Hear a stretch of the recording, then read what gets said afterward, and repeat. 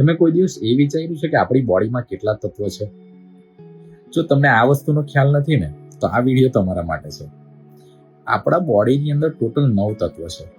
ચાલો હું તમને ગણીને બતાડું એ કયા કયા છે. એક તો હવા, પાણી, આકાશ, અગ્નિ અને જમીન. આ 5 જે તત્વો છે ને, તે આપણી ફિઝિકલ બોડી માટે છે.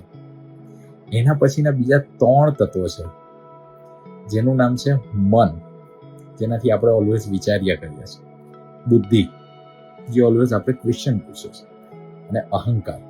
દરેક વ્યક્તિને નાનામાં નાનો અહંકાર તો હોય જ છે. હવે એ તમારે ફિગર આઉટ કરવાનું છે કે તમારો અહંકાર કયો છે.